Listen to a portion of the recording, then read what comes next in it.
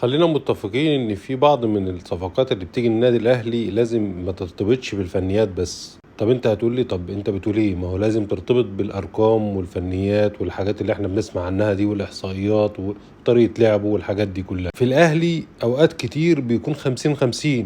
يا عم انت بس بتقول ايه؟ ايوه زي ما بقول لك كده بتكون 50-50. يعني ممكن تكون ارقام وفنيات 50 والشخصية نفسها 50.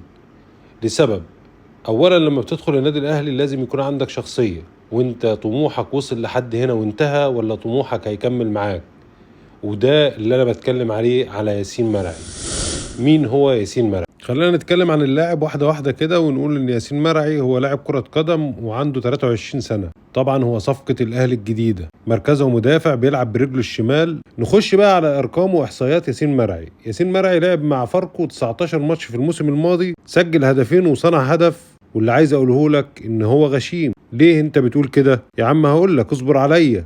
لانه اخد 6 بطاقات صفراء وده رقم كبير، معناه ان هو غشيم شوية في تدخلاته. وطبعا برضو مش هنسى اقول لك ان هو لسه سنه صغير 23 سنة واكيد هيتطور مع النادي الاهلي. اهم مميزات ياسين مرعي هو طبعا بيجيد التمركز الصحيح، واحصائياته في قطع الكرات الى حد ما كويسة. يعني مثال لافضل مباراة ليه من وجهة نظري كانت ضد بيراميدز الموسم الماضي، والمباراة دي حصل على تقييم فيها 7.3 من 10، لأنه عمل 8 تمريرات صحيحة من أصل 12، وعمل 3 تمريرات طويلة من أصل 6، وشتت الكرة 10 مرات، استعاد الكرة من الخصم مرتين، كسب 5 التحامات من أصل 5، وده رقم كويس جدا. عاوز أقول لك هو النسخة الأصغر لأيمن أشرف، وهو يمتاز بتمركزاته وطلوعه وقت الضغط بالكرة بشكل صحيح والتغطية على الباك الشمال إلى حد ما.